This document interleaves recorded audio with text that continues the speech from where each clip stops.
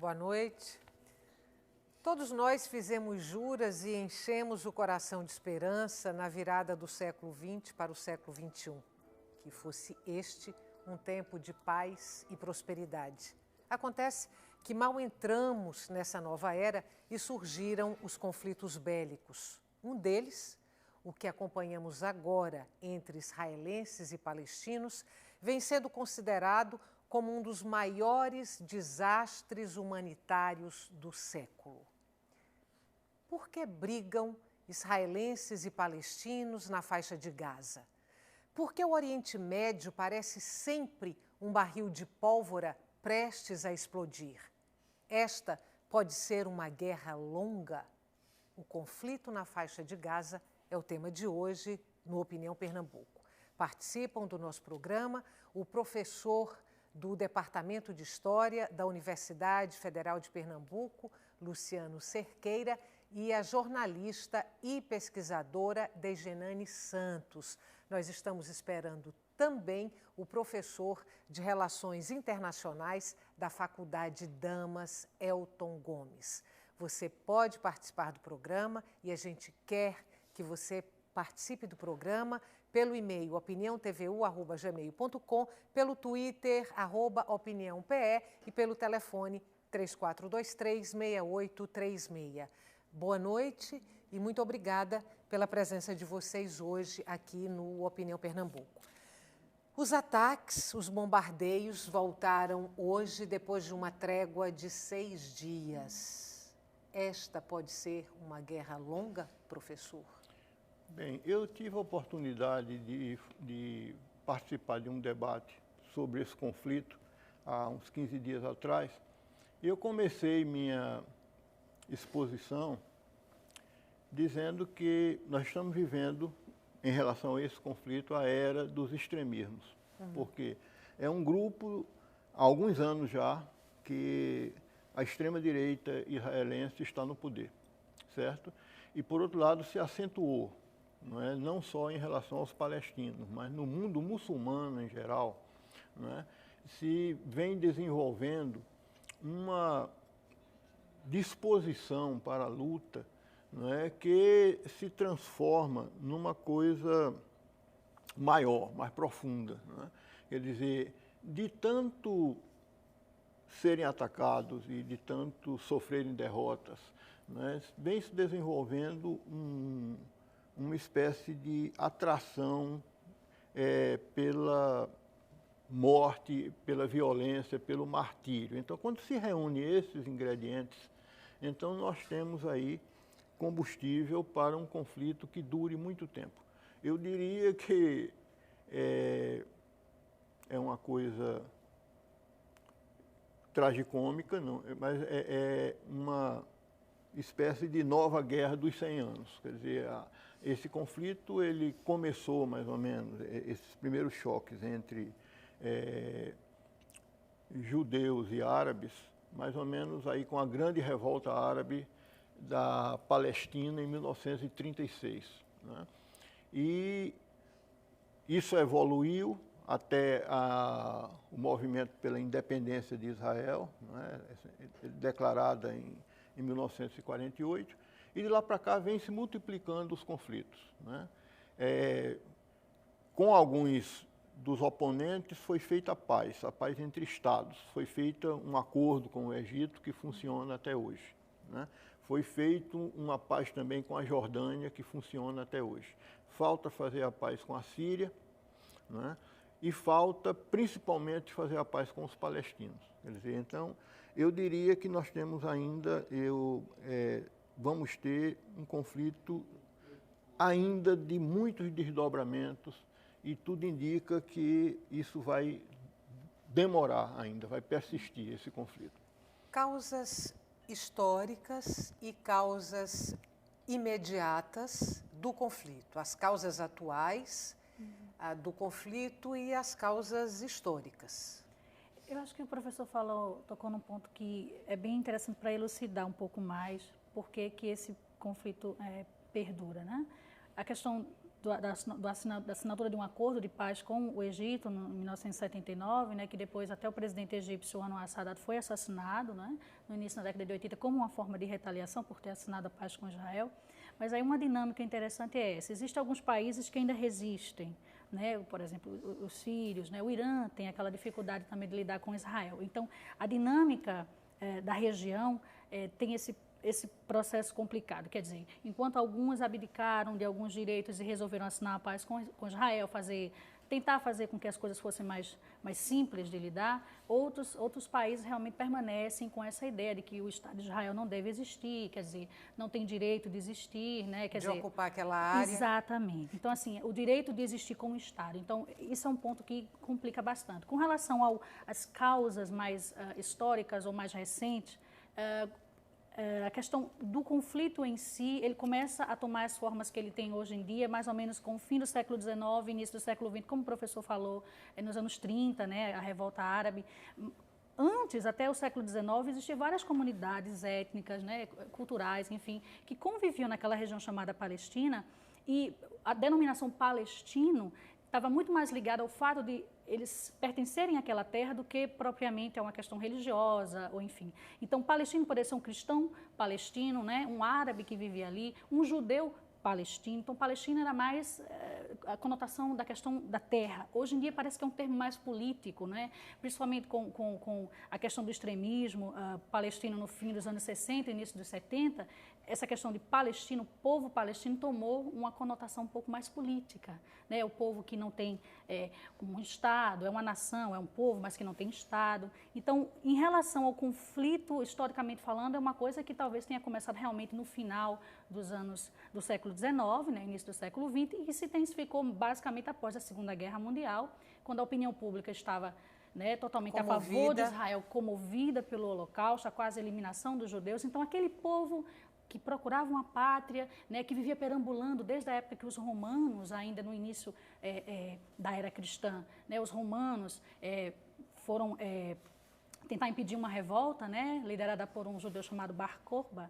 Então, a partir desta revolta, quando os judeus se rebelam, né, contra o Estado romano, e os romanos resolvem, né, dispersar os judeus, destruir aquela região ali, e dispersar os judeus passam a viver, não é, durante todo esse período, até a época que voltam para a Palestina, dispersados entre as nações, né? O Estado de Israel data de 1948. 48, isso, exato.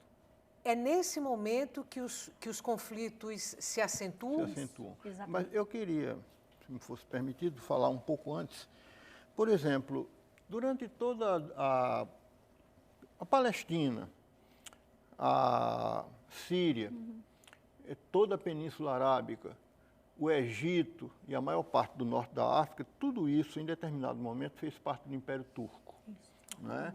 Então, mais ou menos entre 1516, 17, até depois da Segunda Guerra Mundial, da Primeira Guerra Mundial, até 1918, todo esse mundo fazia parte do Império Turco, certo? Era parte do Império Turco. E durante todo esse tempo, a política muçulmana em relação à religião era a seguinte: quem não fosse muçulmano pagaria um imposto para poder exercer a sua religião. Né? Mas os chamados povos do livro, ou seja, aqueles que tinham parentesco espiritual com os muçulmanos, e aí eram judeus e cristãos, certo? Esses não pagavam esse imposto. Eram os chamados dhimmi. Os dhimmi eram aqueles que tinham parentesco espiritual com os muçulmanos. E então, judeus e árabes conviveram, né? Em todo o norte da África havia uma cultura judeu-árabe no norte da África, movimentos literários, movimentos filosóficos. Um quadro famoso é o quadro de Delacroix, aí de mais ou menos 1840, mais ou menos, que é um casamento judeu em Tanger, que é no Marrocos. Né? Quer dizer, e há muitos outros quadros desse tipo. Eles conviviam bem. Harmonicamente. Há comunidades antigas em muitas regiões da África e da própria E aos contatos culturais. Né? Foi através, por exemplo, da Espanha muçulmana que os judeus entraram em contato com a filosofia da Grécia Antiga, por exemplo, Né? Havia muita aproximação entre essas duas culturas. Agora, com a guerra, em 1948, só para lhe dar uma ideia, 250 mil judeus foram expulsos do Marrocos, por exemplo. Só no Marrocos viviam 250 mil judeus. Quer dizer, são várias diásporas. Né? A última e grande diáspora foi essa, de todo o norte da África. Se calcula que mais de 500 mil judeus que não tiveram mais condições de viver no norte da África. Por exemplo, era famoso o bairro judeu de Alexandria, no Egito. Mas com a guerra, e principalmente em 1949, com a derrota final dos países árabes, que foram 5 países árabes que atacaram Israel. Né? Foi o Egito, a Síria, a Transjordânia, que é a Jordânia de hoje, o Líbano e o Iraque, né? Que foram derrotados. Diga. O conflito, quando ele se exacerba ali com a criação do Estado de Israel em 1948, o Estado é criado por uma deliberação da ONU, é isso? Na verdade, eram duas. A proposta era uma partilha com 2 estados, um árabe e outro judeu. Os árabes não foram consultados como deveriam para decidir, deliberar na própria Assembleia. E aí os judeus aceitaram a partilha, mas os árabes, os vizinhos árabes, como o professor bem lembrou, eles não aceitaram, tanto que teve uma ofensiva militar logo após a proclamação da independência. Então, um dos pontos é esse.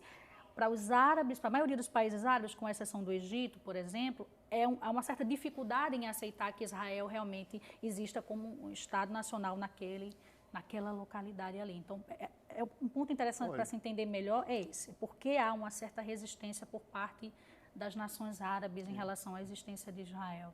Outra coisa curiosa é que nós imaginamos hoje, por exemplo, já 3 gerações ou mais, né, vivem já com essa situação de um conflito entre Israel e os países árabes e agora mais especificamente com os palestinos. Né?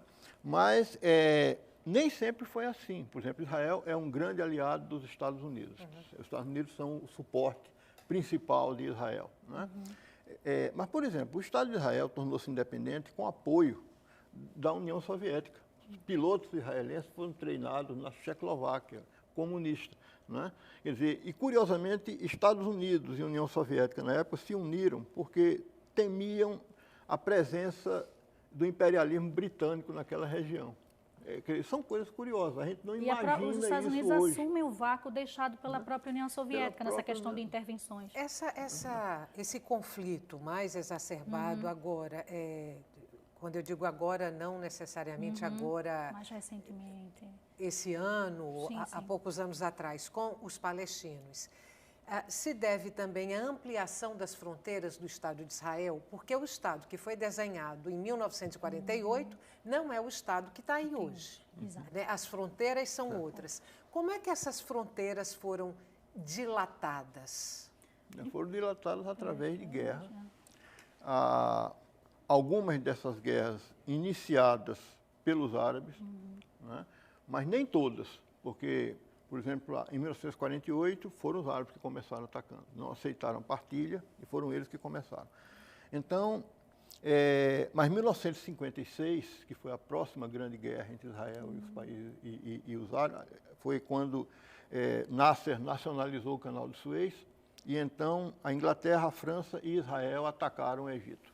Não é? Mas aí os Estados Unidos e a União Soviética votaram na ONU pelo fim do conflito. Mais uma vez se uniram para que o conflito acabasse. Né? Aí, dessa vez, foi Israel quem começou, não foram os países árabes. Né? Mas como ou começaram o conflito ou ameaçaram Israel, por exemplo, a próxima grande guerra, que foi a de 67, foi a retórica árabe, com Nasser à frente, que deram a entender que iriam atacar Israel e se usava muito a expressão, empurrar Israel para o mar. Certo? Então, com base nisso, Israel teve sua maior expansão territorial na guerra de 67. Foi a guerra onde Israel conseguiu mais terras. Foi a guerra dos 6 dias, né? Uma grande expansão territorial. Então, há um instrumento jurídico aí que fala do direito de conquista. Então, Israel os dirigentes de Israel podiam dizer, bem, essa guerra, a rigor, nós não começamos, porque foram os árabes que deram a entender que estavam se preparando para nos atacar, nós fizemos uma guerra defensiva, conquistamos esse território, que foi, na época, a parte oriental de Jerusalém, que pertencia à Jordânia, né? As colinas de Golã, que era a fronteira com a Síria, e o Sinai, que foi a maior extensão que eles ocuparam. Que, inclusive, falando na questão da Península do Sinai, que pertencia ao Egito na época, que é riquíssima em petróleo, né? O interessante é que o próprio Sadat, quer dizer, ele recebe de Israel de volta, né, como parte dos acordos de paz em 79, Israel devolve a região rica em petróleo. Então, acho que é um ponto positivo para você observar que, em alguns momentos, Israel teve, sim, essa vontade de talvez negociar uma paz ou a existência do Estado palestino, porque essa região riquíssima em petróleo, Israel poderia, de repente, não, a gente não vai entregar. E, de repente, no acordo, ela é negociada, né? Então, assim, é interessante observar que, como o professor falou, em alguns momentos os árabes, né, a coalizão de países árabes, realmente resolve atacar, então entra-se num conflito mais sério, como a Guerra dos 6 Dias, que acho que foi o conflito talvez mais problemático ou mais traumático, né, que até hoje tem repercute para a questão desses territórios. E também eu acho que um ponto interessante para a gente compreender um pouco mais, eu acho que com a questão da mídia, por exemplo, a gente como jornalista tem essa obrigação de pensar também, eu acho que hoje em dia a gente tem muita informação e pouca contextualização. Eu acho que quando você vai assistir, por exemplo, algum noticiário falando desse conflito entre Israel e Palestina, acho que falta um pouco dessa contextualização, de tentar situalizar o telespectador, o leitor, enfim, dentro do cenário. Então você ouve muita coisa, mas quando você vai tentar criar um cenário de onde veio, para onde eles estão indo, por que Israel resolveu usar fazer um ataque aos palestinos, enfim, de uma forma tão desproporcional, por que tantos palestinos... Bom, esse contexto que a gente está tentando agora, a gente vai fazer um intervalo curto, volta daqui a pouco para continuar esse debate, essa conversa sobre o conflito entre Israel e palestinos na faixa de Gaza. Lembrando que você pode participar do nosso programa fazendo perguntas por e-mail, pelo Twitter e também pelo telefone 3423-6836. A gente volta daqui um pouquinho.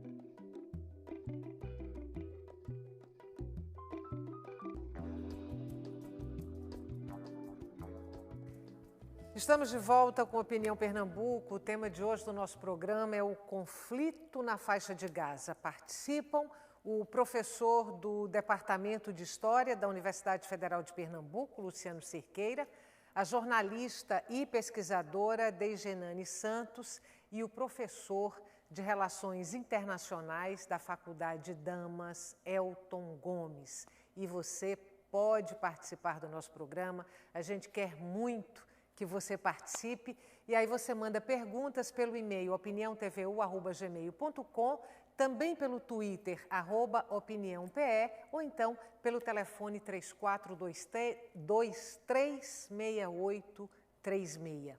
Falamos agora há pouco das motivações, digamos, históricas, mais longínquas do conflito ali entre árabes e judeus, palestinos e o Estado de Israel. E eu queria agora que a gente discutisse um pouco as causas contemporâneas, o que motivou esses ataques agora entre palestinos e o Estado de Israel. Eu vou começar com você, Elton, que chegou agora no nosso programa. Boa noite, muito obrigado. As questões mais contemporâneas relativas ao conflito árabe-palestino, que por sua vez é um desdobramento do conflito árabe-israelense, que os professores fizeram referência ainda há pouco, os convidados fizeram referência, com todo o seu desenvolvimento histórico, tem a ver com um novo momento do conflito, onde você não tem mais coalizões de Estado enfrentando Israel. Israel tem a supremacia militar na região, goza do apoio político e militar norte-americano, mas nós estamos num momento de guerra de quarta geração.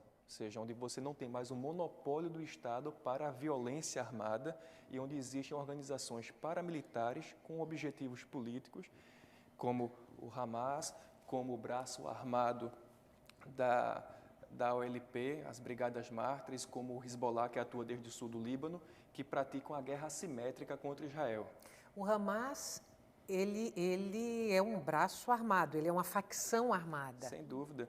É importante saber que o Hamas, desde a sua criação na primeira intifada em 87, não é apenas uma organização paramilitar ou um grupo terrorista, é também um partido político e uma organização de filantropia, que leva a termo naquela região onde não há o Estado, formalmente independente, serviços que deveriam ser levados a termo pelo poder público, por exemplo, o acesso à saúde, a organização da educação, mas também por ter um conteúdo extremista islâmico, uma interpretação radical, eles levam a termo o combate assimétrico a Israel dentro daquilo que é a ideologia da sua organização. Tirando aí essas informações de contexto, a informação que a gente tem e o que o governo de Israel colocou assim como motivo, um dos motivos que propiciaram os ataques foi o sequestro e assassinato de 3 adolescentes e também a existência daqueles túneis que levavam ali ao território de Israel. Isso. Eu quero saber assim, de vocês até que ponto esses motivos que são colocados por Israel são legítimos ou isso é tão somente uma maquiagem para justificar os ataques. Professor. Bem, houve o fato do sequestro, realmente, mas com a situação que se vive ali, né, qualquer coisa pode dar início a um conflito em escala maior. Né? Quer dizer, quando um representante do governo brasileiro deu uma declaração dizendo que considerava desproporcional e exagerada a resposta que motivou aquela bobagem dita por um funcionário israelense, segundo acho que do Ministério do Ministério das Relações Exteriores, que chamaram aqui no Brasil de sub, que não iriam responder, um anão diplomático. Mas que o governo israelense depois pediu desculpas, né, porque é bom não me esquecer que a sessão da ONU que concedeu a independência de Israel foi presidida por Oswaldo Aranha, né? E o mesmo Oswaldo Aranha, que quando era ministro do exterior de Getúlio, mandou uma portaria proibindo a entrada de israelitas no Brasil, para todas as embaixadas brasileiras. Mas depois, em 48, ele está mudado. Quer dizer, 10 anos depois, é o Oswaldo Aranha, democrata, que vai presidir a independência de Israel. Né? Então, ao registro dessa desproporcionalidade na resposta israelense, né? Aí, qualquer nação que está envolvida em guerra, os dirigentes, muitas vezes, se aproveitam dessa guerra para criar ou manter um Estado estou falando aí de um estado de espírito, né? que reforce a sua posição no governo. Quer dizer, historicamente, conflitos têm servido muito para manipulação política por conta dos dirigentes. Né? E eu volto àquela observação inicial. Nós vivemos, naquela parte do mundo, a era dos extremismos. Né? E foi uma tragédia para Israel o assassinato de Rabin em 1995. Porque logo em seguida, a extrema-direita, que era Bibi Netanyahu, né, ou Benjamin Netanyahu, né, sobe ao poder. Professor, o assassinato dele foi motivado exatamente porque ele aceitava a devolução de algumas áreas ocupadas por colonos? Exatamente. Ele foi assassinado por isso? Olha, ele provavelmente com a cumplicidade dos serviços de segurança de Israel. É o que quase todo mundo acha. Foi após os acordos de Oslo, né? Que foi após aqueles acordos de 93. Que se começou a pensar num plano. E aí nós tocamos numa das causas fundamentais também dessa situação, que é a expansão das colônias judaicas na Cisjordânia, no outro lado do Estado palestino, né, do lado oriental. Quer dizer, a expansão dessas colônias, né, ela vem de encontro a tudo que foi estabelecido, que a ONU reconhece como legal. Quer dizer, né, há muito tempo que há atritos entre o Estado de Israel e as decisões da ONU, onde sempre estão ali os Estados Unidos no Conselho de Segurança para vetar a aplicação de qualquer sanção, de qualquer medida. Quer dizer, então, isso representa uma situação, na realidade, de muita instabilidade, porque, né, a qualquer momento, por conta de qualquer incidente, esse incidente pode ser promovido a uma crise de maior amplitude, né, que gera uma resposta militar, né, e, de repente, a guerra se expande. Né, a guerra se expande. Quer dizer, é interessante quando se lembra que Israel fez a paz com o Egito e mantém boas relações até hoje. O Egito passou por todas aquelas turbulências, mas o essencial, que é garantir o petróleo para Israel, isso aí vem sendo mantido. Né? Fez acordo com a Jordânia e também vem sendo mantido. Um dia, um soldado jordaniano lá enlouquece, mata 2 ou 3 turistas israelenses, mas isso foi um caso isolado, não vai provocar uma guerra, né? E não provocou. Quer dizer, agora, então, isso é bom para lembrar que é possível fazer a paz também com os palestinos, né, em caráter definitivo. Mas é mais complicado por conta dessa expansão contínua também na Cisjordânia com esses assentamentos, alguns dos quais a própria justiça israelense mandou desmanchar, mandou que desocupassem. O senhor fala numa possibilidade de paz, de acordo entre o Estado de Israel e os palestinos. Desde o Hamas, aquela região ali da Palestina, desde que o Hamas foi eleito, está sob bloqueio, embargo econômico por parte de Israel.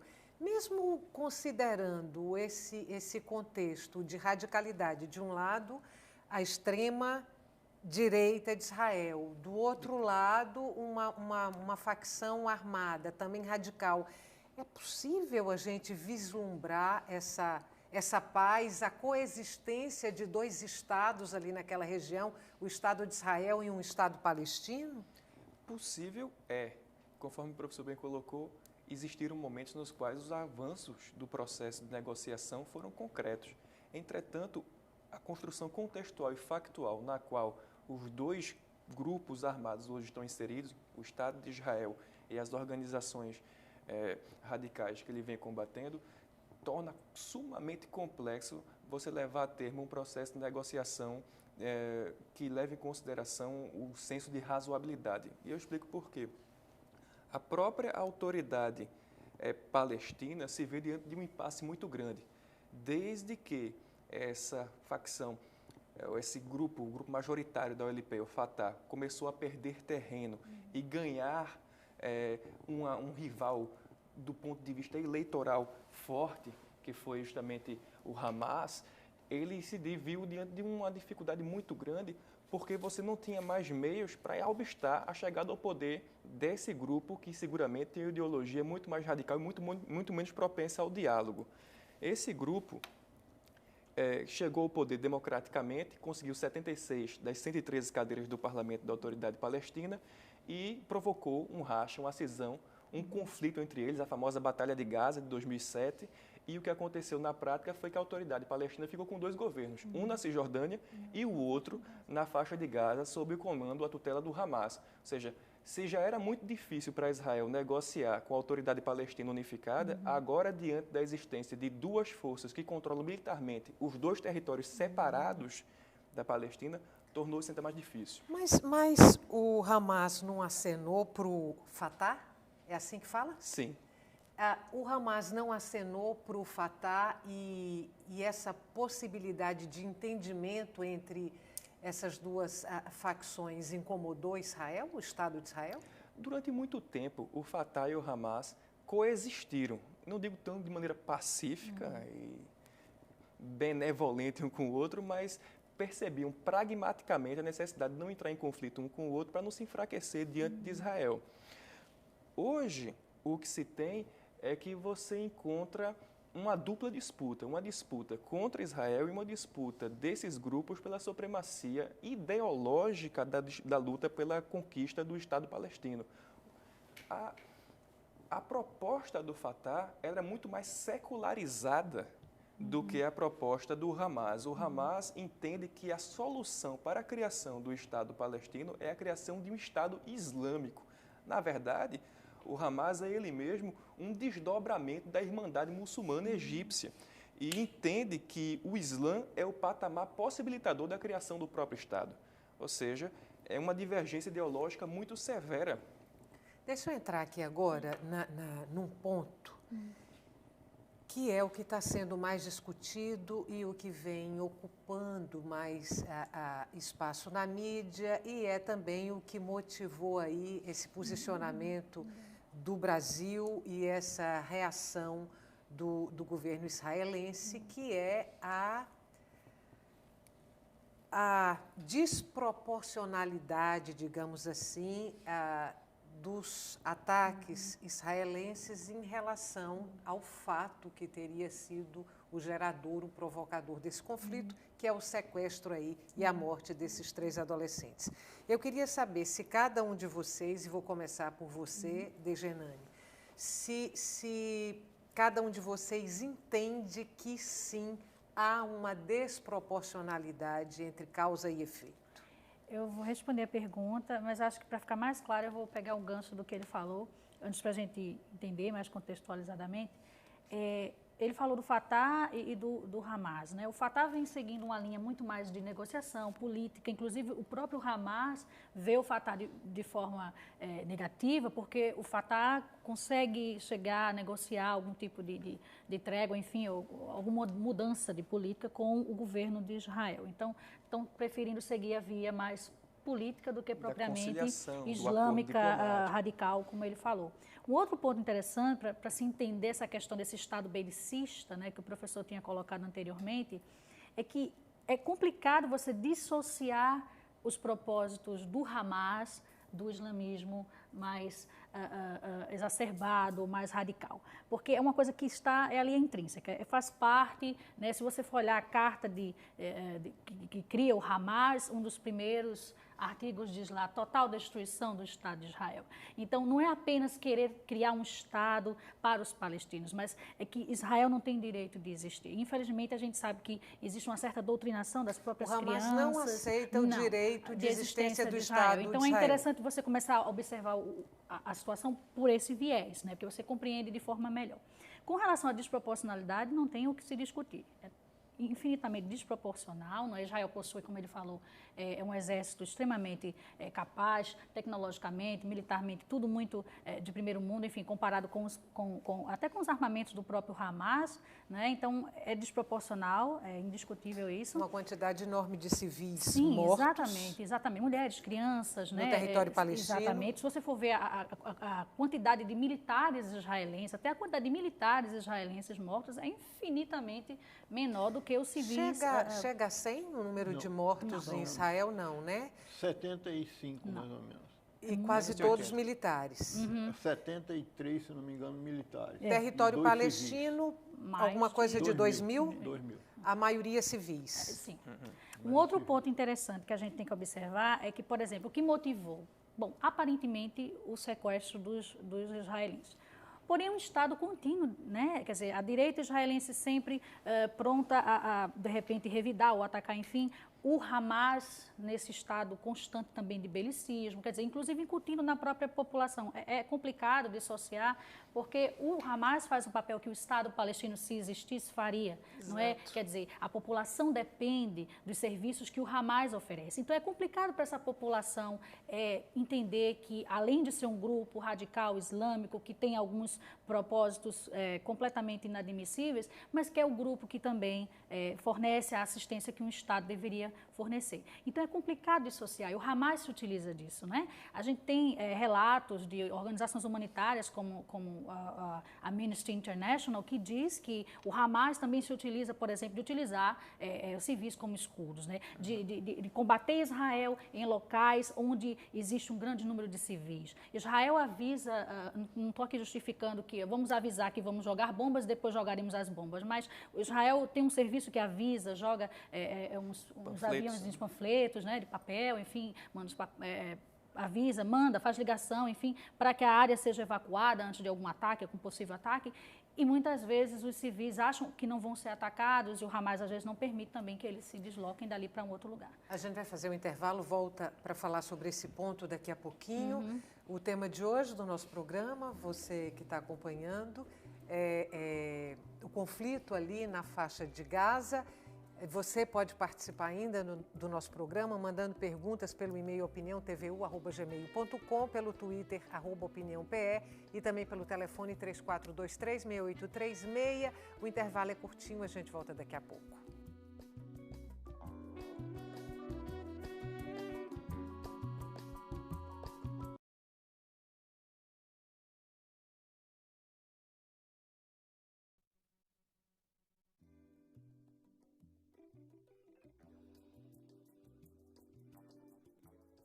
Estamos de volta com Opinião Pernambuco. O tema de hoje do nosso programa, o conflito na faixa de Gaza.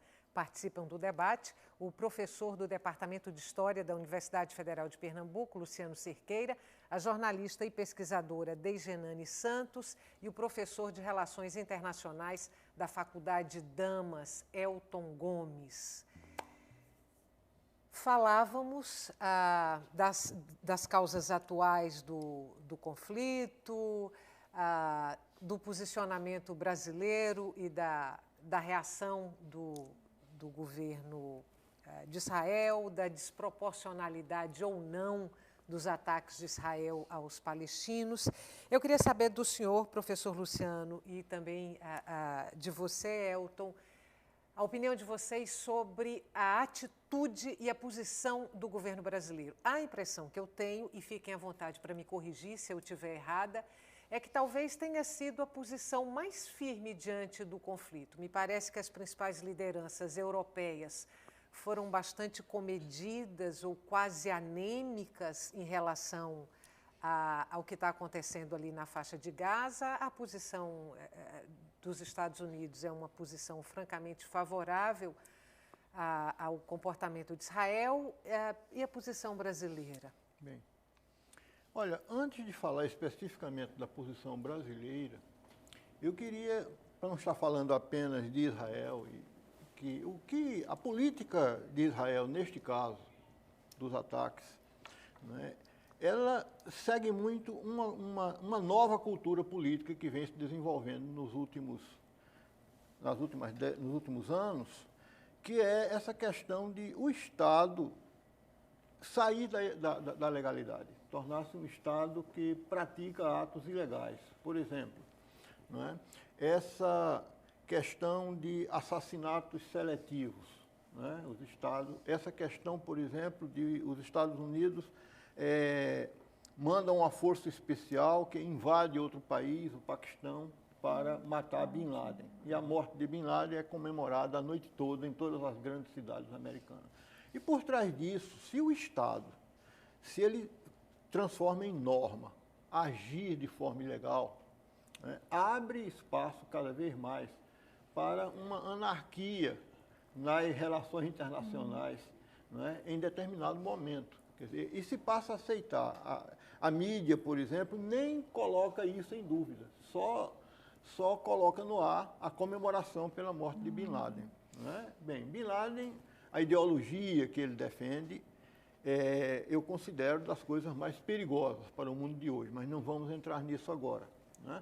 Então, o certo é que se está aceitando com naturalidade que os Estados ajam desse modo.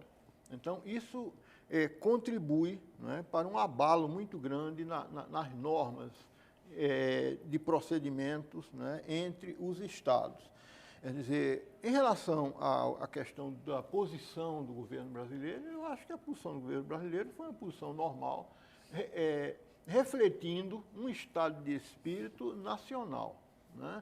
Nacional. Quer dizer, nós não podemos confundir, repito, o Estado de Israel e a tradição, não é, da cultura judaica no mundo com um grupo militarista, agressivo, extremista, que vem controlando a vida pública em Israel nos últimos anos. Porque esses grupos, geralmente, eles vão cada vez mais provocar também mais conflitos e incidentes que justifiquem a sua permanência no poder, como eu coloquei anteriormente, né? Então, em relação, acho que não houve absolutamente, a declaração aqui do Brasil não foi assim de genocídio, que absolutamente estaria vindo, não foi essa a declaração, foi apenas uma declaração de um exagero, de uma resposta desproporcional, que realmente, se são cotejados os números, ninguém vai achar que não, assim, né? Se é a questão de fazer essa estatística macabra, né? Mas somos obrigados a fazê-la, certo? Então, no meu entendimento, mas eu acho que o pedido de desculpa do governo israelense já colocou novamente, né, já serviu para acabar com qualquer outro mal-entendido entre o governo brasileiro e o governo de Israel. Então, eu vou passar para você, Elton, a posição do governo norte-americano e, especificamente, a figura de Obama. Ele está sabendo gerenciar a situação? Ele está enfraquecido? Ele está refém? O que está acontecendo? A posição do governo norte-americano diante do conflito no Oriente Médio, pensado em lato sensu, não só a questão árabe-israelense ou palestina-israelense, mas no que diz respeito a toda a geopolítica tensa e controversa do Oriente Médio, está muito longe de ser boa. Desde o período Bush, se intensificou muito o anti-americanismo e se emprestou muita munição ideológica aos jihadistas do mundo inteiro, através de ações unilaterais que foram feitas por Washington, dentre as quais o apoio ao Estado de Israel. Como o professor Luciano colocou, o Estado, em período recente, tem se arrogado o direito de praticar a guerra preventiva. Com esse argumento, com esse elemento de justificação moral, de segurança, os Estados Unidos lança a ofensiva militar contra o Iraque, depois lança a ofensiva, as operações militares no Afeganistão e, da mesma maneira, Israel, em período mais recente, depois da volta da direita conservadora ao poder, do Likud, tem feito a política de assassinatos seletivos, de ataques cirúrgicos.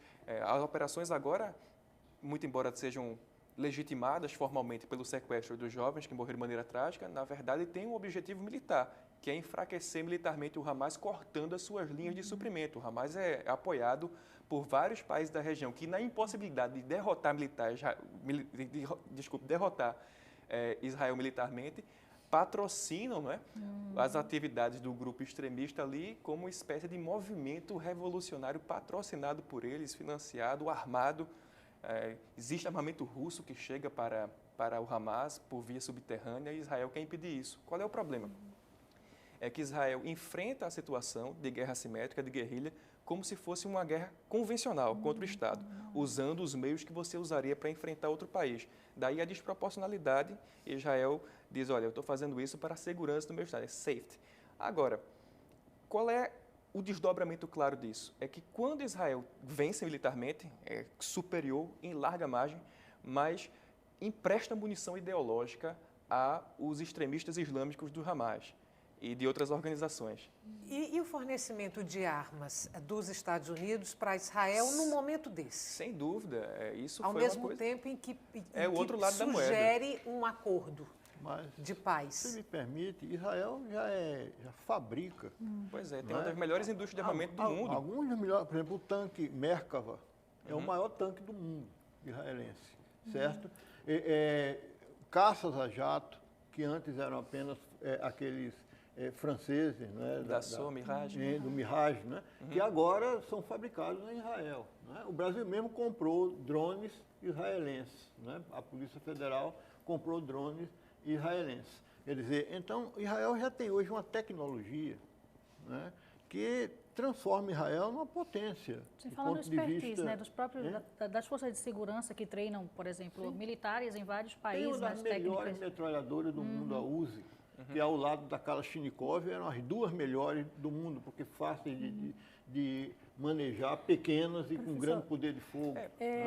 Comentando com relação ao que ele falou dos túneis, por exemplo, a Tzipi Livni, que é uma influente política de Israel, ela tem uma visão bem moderada comparada à direita, por exemplo. Ela diz, por exemplo, bom, eu acho estranho que Israel queira combater o Hamas bombardeando os túneis, porque isso não vai levar a lugar nenhum.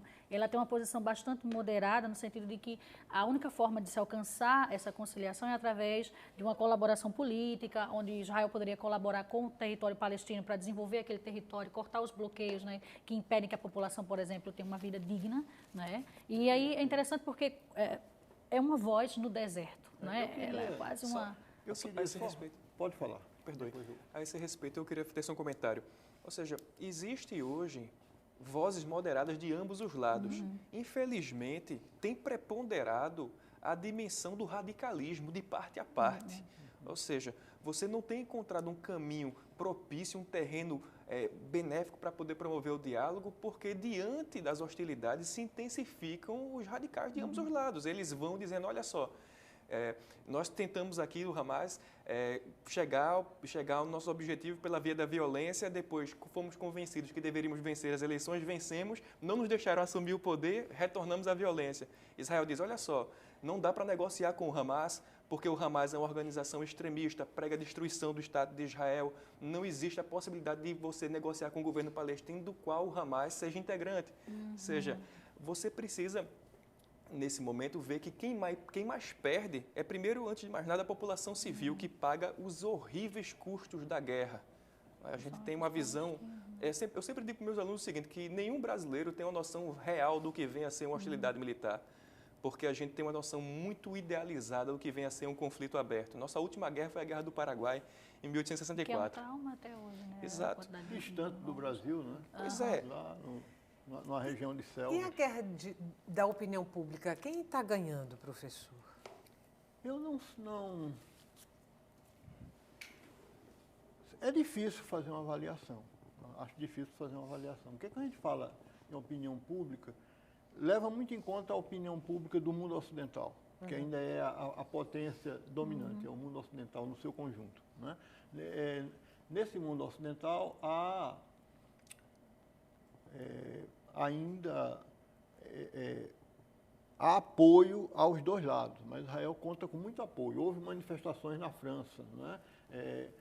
Os franceses ainda hoje eles têm a consciência culpada do seu comportamento na Segunda Guerra Mundial com os judeus, e então eles são muito sensíveis ao apoio, né? E também pelo que Israel representou de renovação quando surgiu no mundo o Estado de Israel, né? Quer dizer, então, no mundo muçulmano, retomando o que foi colocado aqui pelo professor Helder, quer dizer, os Estados Unidos vêm fabricando realmente inimigos. Quando eu ia falar sobre esse tema, eu dizia frequentemente o seguinte, eu dizia, olha, não há inimigos mais fáceis de combater do que os inimigos dos Estados Unidos. Por exemplo, o Talibã no Afeganistão, porque é um regime obscurantista, né? Um regime que impõe burca às mulheres, e saía citando outros exemplos, somente no mundo muçulmano, né? O Talibã, ou os xiitas iranianos, que também seguem a mesma cartilha, né? Ou os wahhabitas da Arábia Saudita, que proíbem as mulheres de dirigir, essas coisas. Quer dizer, mas os Estados Unidos, por exemplo, no Iraque, né? Visando o petróleo iraquiano, invadiram o Iraque, desorganizaram o país, e agora o Iraque é um dos maiores fornecedores de jihadistas do mundo inteiro. Estão lá querendo instalar um califado islâmico, onde simplesmente quem não é muçulmano é morto, não tem mais... A gente tem um genocídio agora, acho que a gente poderia né? chamar como os Mataram yazidis, de uma você só vai lá e quer vez exterminar a lá população quase inteira. 100, né, de uma comunidade curda que era cristã. Quer dizer, isso não faz parte da tradição islâmica. Eu comecei aqui dizendo que na época do domínio turco de toda aquela região havia liberdade de religião, né? Agora, apenas se pagava para um imposto para poder ter uma religião diferente, né? Quer dizer, então eu costumava dizer isso, né? Quer dizer, a mesma coisa, outro país, o Afeganistão também. O Afeganistão também está um país desarticulado, está um país fora de controle, né? E, por último, a Líbia e os Estados Unidos participaram também da derrubada de Gaddafi. Qual foi a recompensa que tiveram? Foram os que chegaram ao poder, os insurgentes, invadiram a embaixada e mataram o embaixador americano, né? Fortaleceram o Talibã lá no Afeganistão e tiveram como resposta, né, o Talibã ser considerado o principal. Há uma coisa assim meio difusa, né, de você não sabe exatamente contra quem dirigir seu poder, certo? Por parte da política norte-americana, né? Quer dizer, então é algo também que nós temos aí a registrar, né? Essa outra coisa que eu queria falar rapidamente é o que você levantou aqui a respeito da questão de que Israel não é monolítico. Israel, a gente tem 3 minutos para o Fechar, programa. né? Israel é a única democracia de estilo ocidental em toda aquela região, né? E por isso mesmo nós temos vozes em Israel, né, que são violentamente contrárias a essa política. Agora, isso não é necessariamente a característica do Estado de Israel. Outra coisa que eu queria dizer é o seguinte: há vitórias. Eu que comecei falando de maneira pessimista, dizendo que esse conflito ia durar muito tempo, mas, por exemplo, não se fala mais em empurrar Israel para o mar, né? Por exemplo, no Egito, na Jordânia, não se fala mais disso. Quer dizer, na maioria dos países muçulmanos de peso, como a Turquia, por exemplo, né, não se coloca mais essa possibilidade. Quer dizer, isso hoje é colocado, né, por radicais islâmicos que estão em minoria se comparado ao mundo islâmico em geral. Então, isso é um ponto, né? Por outro lado, um outro ponto também é que é bem patente a necessidade e a afirmação progressiva do Estado palestino. Ele já chegou à ONU, por exemplo, né? Foi reconhecida no setor de esporte da ONU. Está, né? representado, mas não é reconhecido por considerável parte da comunidade internacional. Né? Mas foi um passo. Quer dizer, por um lado, diminuiu muito o número dos que no mundo islâmico entendiam que o Estado de Israel não deveria ser reconhecido, né? E, por outro lado, também há uma quase unanimidade de que é necessário e justa a criação de um Estado palestino.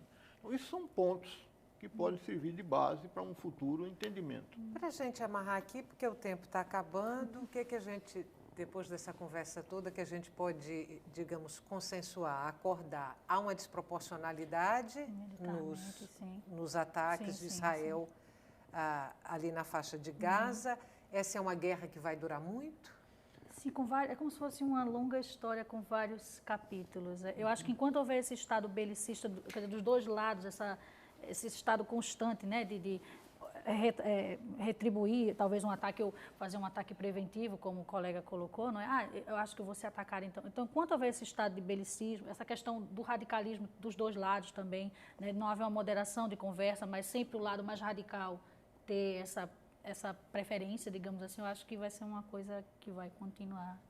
30 segundos para você. Existem possibilidades de se encontrar o diálogo, mas o momento é muito pouco propício. A gente encontra uma conjuntura na qual muito provavelmente o conflito deverá se arrastar durante mais tempo, produzindo baixas dos dois lados. Ou seja, os dois lados da questão têm um suficiente motivo para poder clamar as suas ações, e isso vem gerando uma espiral infinita de violência no Oriente Médio.